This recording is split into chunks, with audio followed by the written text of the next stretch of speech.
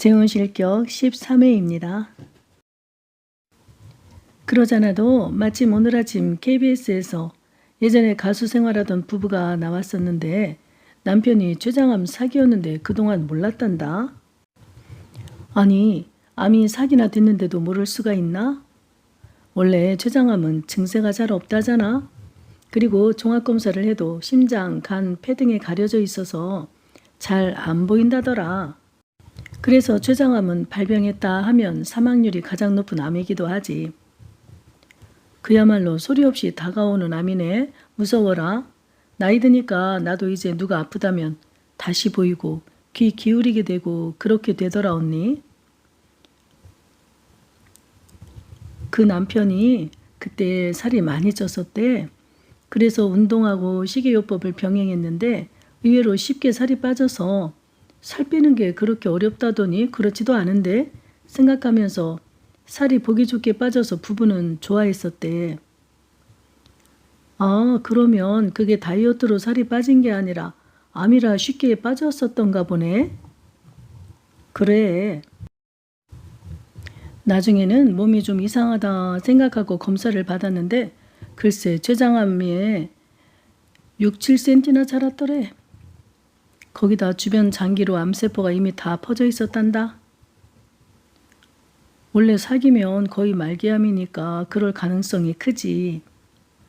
그래, 병원에서도 6개월을 못 넘긴다고 했는데 아내가 남편을 하루라도 더 살리기 위해서 어느 시골의 한적한 전원주택의 공기 좋은 곳으로 이사부터 했더라고. 마을 주변 사람들과 잘 어울려 싱싱한 야채를 얻어다 남편을 먹이고 암튼 하루라도 더 건강을 유지하길 바라는 마음으로 온통 집중했대. 그래 언니, 원래 우리 몸은 얼마나 신선한 먹거리를 몸에 넣어주느냐에 따라 건강이 달라지는 거니까. 그래서 보통 암에 걸린 사람들은 전원주택으로 이사가 텃밭에 직접 채소를 길러 싱싱한 먹거리로 몸을 달래곤 하잖아. 그렇지. 아무튼 그 부부는 평소에 건강할 때는 남편을 별로 챙겨주질 않았었는데 남편이 곧 죽는다니 여자가 아주 미치는 거지. 언니, 원래 부부가 살다가 둘 중 한 명이 시한부 인생이 되면 그때는 건강한 쪽에서 모든 걸 걸고 잘해주게 되는 게 사람 심리 아니겠어? 사람이 죽는다니 딱 할 거 아니야. 그래, 사람이 동등할 때는 죽도록 싸우다가도 한쪽이 기울어지면 이미 싸움은 끝난 거니까. 아무튼 있잖니? 둘은 6개월 남았다는 사형 선고를 거꾸로 해석하기로 했대. 6개월 후면 암이 없어질 거라는 희망으로 아주 행복하게 서로를 염려하며 하루하루를 값지게 살기로. 언니, 그 마음이 어떨지 이해가 간다. 하루는 그 남편이 병원을 가면서 하염없이 밖을 바라보고 있으니 카메라 PD가 질문하는 거야.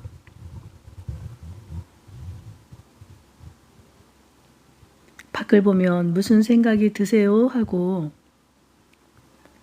비가 오면 비가 오는 대로 좋고 눈이 오면 눈이 와서 좋고 햇볕이 쨍하고 나면 그래서 또 좋고 바람이 불어도 좋고 이렇게 살아서 이 모든 걸 느낄 수 있다는 게 기적이고 행복입니다.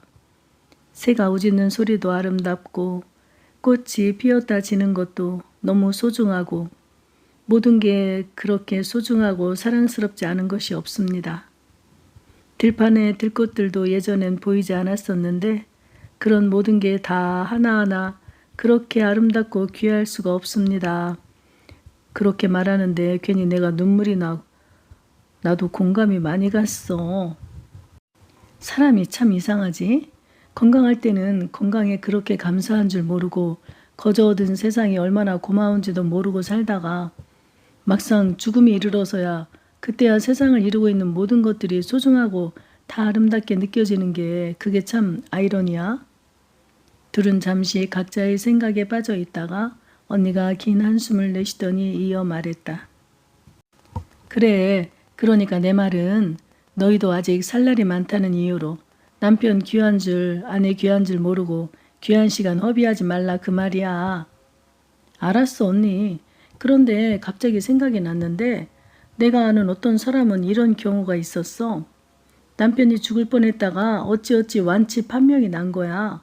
그래서 건강해지니까 글쎄 다시 그 사람 때문에 사네 못 사네 예전처럼 똑같아지더라니까. 들은 그 말에 허어롭게 웃었다. 언니, 그런 거 보면 인생은 늘 어긋나는 것 같지 않아?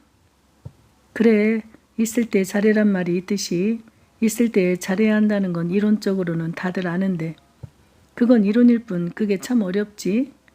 영원히 함께할 사람이라는 이유로 그저 값없이 거저 얻었다는 이유로 소중함을 느끼지 못하는 게 인생인가 봐. 발이 다쳐봐야 건강했던 발에 감사가 뒤늦게 오고 손이 아파봐야 손의 소중함을 알고 이도 안 아플 땐 모르다가 부러지기라도 하면 그때야 건강했던 치아가 얼마나 감사했던 건지 뒤늦게 알게 되는 거지. 세상 모든 이치가 그래. 그러니 부부가 함께 건강할 때 상대를 소중하게 생각한다는 건 축복 중에 축복이니까 너도 수지 아빠 아프고 나서 후회하지 말고 아무튼 건강할 때 더 잘해줘라. 언니 말 들으니 반성하게 되네. 그건 그러고 참 언니는 요즘 몸에서 노인 냄새 같은 거 안 나? 노인 냄새? 글쎄 나야 내 몸 냄새에 익숙해져서 잘 모르겠는데 아무래도 늙었으니 나겠지? 난 요즘 내 몸에서 노인 냄새가 나는 것 같아.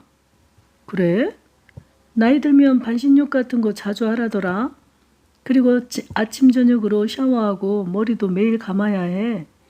나이 들었다고 귀찮다고 씻지 않으면 그건 진짜 노인 되는 거야. 그거야 기본이지 언니. 난 헬스장 연회원 끊어놓고 다니다 요즘 코로나로 못 가서 그런지 자꾸 머리 쪽에서 냄새가 나는 것 같아. 엄마한테 나는 냄새가 나한테도 난다니까? 엄마한테 노인 냄새가 났던가? 언니는 참 코가 예민하지를 않구나. 엄마한테는 벌써부터 났었지. 그 왜 축축한 골판지 냄새 같은 거 있잖아. 어? 난 여태 엄마한테 노인 냄새 나는 걸 몰랐네. 그랬구나. 언니, 난 냄새에 좀 예민한 편인가 봐. 난 사람들 냄새만 맡아도 그 사람의 직업을 알 수 있을 정도야. 예를 들어 축산업 하는 사람에게는 동물의 분뇨 냄새가 나고 페인트 업자는 몸에서 페인트 냄새가 나고 설렁탕집 사장에게는 곰국 냄새가 금방 느껴져.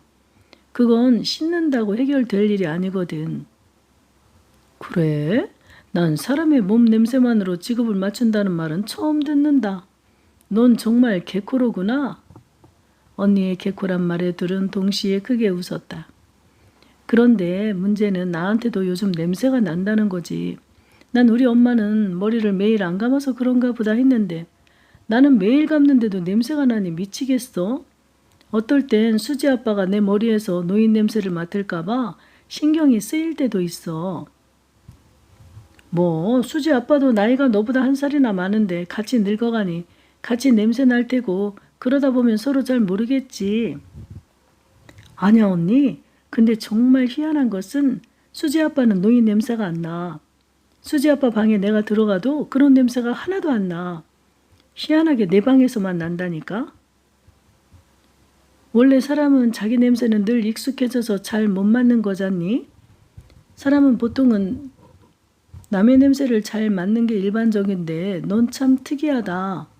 그리고 원래 여자보단 남자들이 냄새가 더 심한 건데 네 말을 듣고 생각해보니 난 예전에 네 형부 옷방에서 남자 냄새인지 네가 말하는 노인 냄새인지 그런 게 났던 것도 같아. 그치? 그래서 내가 요즘 인터넷도 뒤져보고 노인 냄새에 대해 심각하게 살펴봤는데 운동 열심히 하고 땀내고 비누로 잘 씻으면 된다. 뭐 그 정도더라고. 그런데 나는 정말 언니가 알다시피 병적으로 씻는데도 남편보다도 내가 냄새가 더 나니 여자로서 이거 스트레스가 이만저만이 아니라니까? 큰일이네.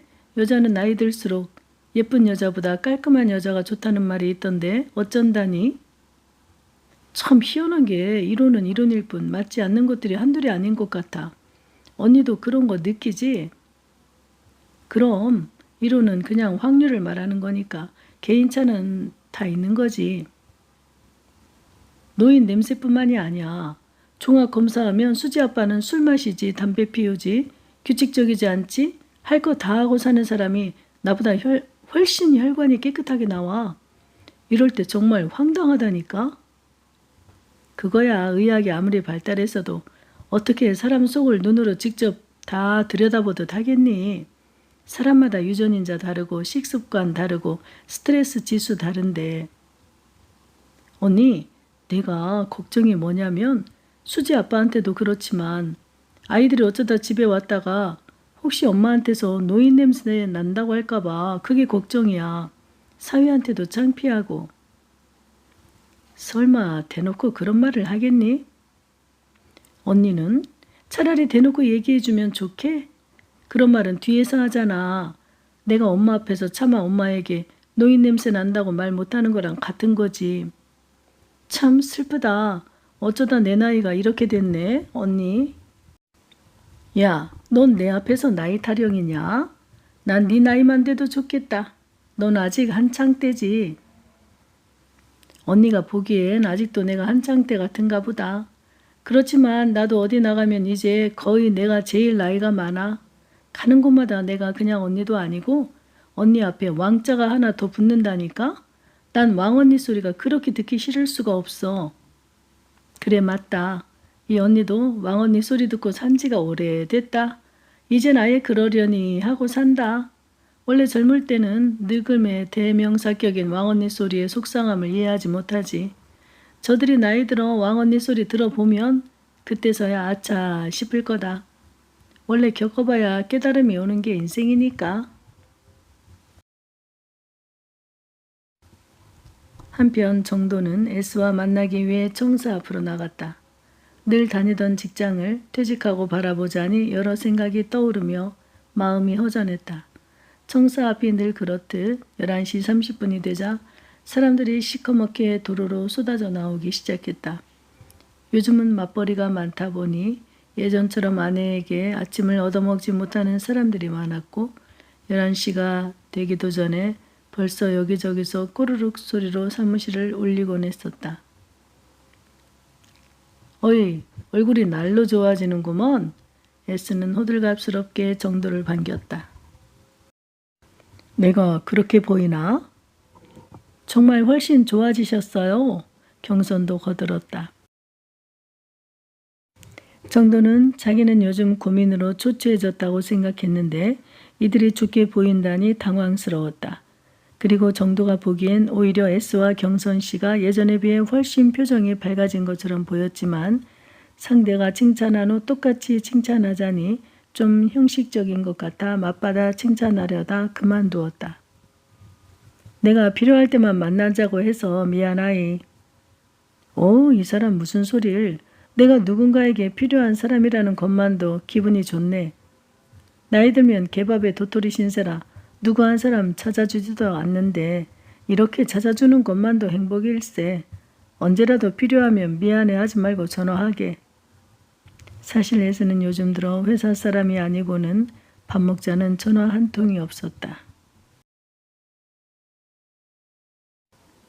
이렇게 정도가 불러주고 소영씨가 부를 때마다 맛있는 음식도 먹고 몸보신도 하니 좋았다. 속으로 중매 한번 잘 썼다고 생각하고 있었다. 그래, 편하게 맞아주니 고맙네. 일단 음식 나왔으니 식사부터 하지. 이 집 코스가 괜찮을 걸세. 정도는 예전 같으면 일식집엔 돈 아까워서 못 갔겠지만 소영을 소개받고부터는 비싼 음식점만 다녀 버릇하다 보니 일식집에서 만나는 것도 하나도 어색하지 않았다. 정도는 소영을 만나고부터 자린고비 생활을 청산했다고 봐도 과언이 아니었다. 새로운 여자를 만나 데이트하려니 그렇게 예전의 남자로는 살 수 없게 되어버린 것이다. 그런데 희한한 것은 돈을 써보니 그것도 사는 맛이 나긴 했다. 일단 S나 경선 씨도 좋은 곳을 안내하면 그렇게 고마워하지 않던가. 이제 돈을 쓸 나이도 오래지 않을 것이라는 사실을 생각하면 돈을 쓰는 맛을 너무 늦게 한 것을 후회할 정도였다. 죽을 때 다 가지고 갈 수도 없는 돈 아닌가. 좋은 사람이 있어 쓸 수 있는 것도 어찌 보면 행복이었다. S와 경선은 술도 한 잔 기분 좋게 걸쳤다. 물론 정도도 두어줘야 했다. 이거 미안한 얘긴데 내가 여자를 잘 몰라서 그러는지 소영씨가 또 집을 나가버렸네. 정도는 소영의 가출 소식을 알리려니 개먼쩍어 머리를 극적였다. 그럼 부부싸움을 했다는 건가요? 경선이 모르는 척 시침을 떼고 물었다. 뭐 꼭 부부싸움이라기보다는요. 현재 사는 집이 불편하다면서 어디 양수리에 좋은 땅이 있는데 거기다 개인주택을 지어 이사가자고 하는데 개인주택이 말이 그렇지 할 일도 많고 생각보다 힘들다는 의견들이 많아서요. 어머나, 공기 좋은 곳에 개인주택 지어 들어가 사는 게 퇴직한 사람들의 로망인데 정도 씨는 왜 망설이세요? 기다렸다는 듯이 경선은 정도를 나무라듯 큰 소리로 말했다. 뜻밖의 반응에 정도는 놀라고 말았다. 아, 그래요? 여자들이 그게 로망인가요? 그럼요. 다들 형편이 안 되니 못 들어가는 거지. 정도 씨야 서울 집 팔면 충분하고도 남는데 뭘 망설여요. 그리고 내 친구라서가 아니라 여자 입장에서 볼 때 재혼했는데 전 부인이 살던 곳에서 누가 하루라도 살고 싶겠어요. 이런 말 소영이가 하지 말라고 했는데 솔직히 그동안 소영이가 그 문제로 많이 힘들어했었어요. 아, 그랬어요? 난 전혀 몰랐네요. 그러니까 남자들은 그렇게 눈치가 없다니까요. 어머나, 내가 무슨 소리를 한 거지? 경선은 의도된 말을 해놓고선 부끄러운 듯 S를 쳐다보며 얼굴을 붉혔다. S도 한 소리 거들었다. 나야 뭐 남자라 잘 모르겠지만 내가 만약 소영씨 입장이라도 같이 살던 집에서는 살기 싫을 것 같아? 입장을 거꾸로 생각해 보면 되겠네. 만약 정도씨가 소영씨의 집에 가서 산다고 생각해 보게. 그런데 그 집에 소영씨가 살던 남편의 물건이나 남편의 어떤 흔적들이 있다고 생각해 봐. 불편하고 말고 당장 소영씨가 원하는 곳으로 집 지어서 이사 가게. 그래야 신혼의 맛이 날 것 아닌가? 그렇구먼. 난 내가 불편하지 않았으니 전혀 소영씨의 입장을 생각 못했구먼. 정도는 몹시 당황했다. 이 두 사람이 이렇게까지 이사를 추천할지 몰랐다. 오히려 정도의 입장에서 소영씨가 너무 이기적이라는 말을 해줄 것이란 막연한 기대도 있었던 차였다. 원래 그런 말이 있자는가. 가해자는 없고 피해자만 남는다는 말. 그럼 내가 가해자란 말인가? 정도는 점점 몰리는 기분에 기분이 몹시 언짢아졌다. 아니, 그러니까 가해할 의도는 없었지만 피해자가 있었다 그 말일세. 소영씨 입장에서는 엄청난 스트레스를 받고 있었으니 그게 피해자 아닌가. 경선을 통해 몇 번을 들었지만 사실 이런 이야기를 꺼내기가 쉽지 않았네. 오늘 자네가 먼저 말을 하니까 얘기지. 경선은 S씨의 말이 끝나기를 기다렸다는 듯이 무섭게 이어 말했다. 사실 소영이가 정도씨를 워낙 사랑하니까 많이 참고 사는 거예요. 저 같으면 그렇게는 하루라도 못 살았을 거예요. 그렇군요. 난 소영씨에게 잘한다고 열심히 잘하는 것 같았는데 소영씨는 힘들어 했었다니 제가 역시나 여자를 생각하는 부분이 부족한 사람인가 봅니다. 아무래도 당장 그쪽으로 땅을 보러 가봐야겠네요. 어머나, 내가 소영이에게 전화해 볼게요. 정도씨가 이사갈 생각이 있다고 하면 소영이는 당장 집에 들어올 거예요. 그래요. 그렇게 해주시면 저야 고맙지요. 소영은 잠깐 전화하고 온다면서 자리에서 일어났다. 화장실로 빠르게 달려가 소영에게 전화했다. 야, 난데 정도씨가 우리 보고도 같이 땅 보러 가자고 하더라. 그러니까 오늘 밤 당장 집에 들어가. 알았지? 진짜? 그렇다니까. 지금 만나고 있어. 잠깐 나와서 전화하는 거야. 알았어. 그럼 집을 지을 수 있도록 마무리까지 잘 좀 도와줘. 알았어. 네가 전원주택을 지을 때 우리를 위해 쪽문을 내준다고 하니까 나도 내일처럼 신난다, 야. 그래, 우리 결혼도 네 덕이고 우린 한 배를 탄 거니까 내가 잘해야지. 알았어. 언제 땅 보러 갈 거니? 내일 당장 가지 뭐. 시간 끌 게 뭐 있어? 호호, 내 말이. 알았다.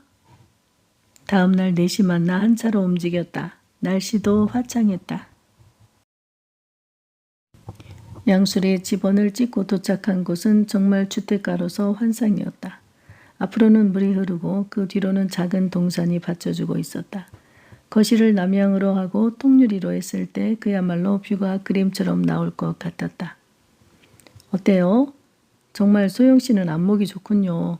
이곳에 집을 짓고 살면 없던 복도 들어오게 생겼네요. S가 먼저 말했다. 아, 그래요? 그러잖아도 아는 언니가 기가 막힌 땅이라고 했거든요. 당신은 어때요? 소영은 S의 말을 기다렸다는 듯 받았다. 나야 뭐 아직 집이 지어지지 않아서 잘은 모르겠지만 집을 지어놓고 나면 좋을 것도 같긴 해요. 경선아, 너는 어때? 두말하면 잔소리지. 이렇게 좋은 땅에 새 집을 짓고 들어올 수 있는 정도 씨의 재력이 대단하고 존경스럽다 얘. 경선은 소영의 질문에 대답하면서 고개를 돌려 정도를 우러르는 눈빛으로 함껏 띄워주었다. 아, 아닙니다. 아파트가 우리가 분양받을 때보다 많이 올랐으니 가능한 일이지요. 저는 재력가는 아닙니다. 그러니까 부럽다는 거지요. 나나 S씨는 평생 내 집 마련을 못하고 이 나이 되도록 전세를 전전긍긍하는데. 그때 S가 정도를 한껏 띄워주려 또 한 수를 거들었다. 겸손하긴 자네는 건물도 가지고 있지 않나? 서울에서 그 정도면 거의 준재벌이지. 나는 자네가 마냥 부럽네. 좋은 여자 만나 노후도 행복하지. 이렇게 새 집도 짓지. 정도는 양쪽에서 정신없이 쏟아붓는 칭찬에 갑자기 정신을 차릴 수가 없었다. 아, 그 건물은 원래 아이들 몫이었네. 죽은 아내 친정 부모님이 돌아가시면서 거의 거저 얻다시피 한 거니까. 거저 얻었던 자네가 샀던 어쨌든 자네 재산 아닌가?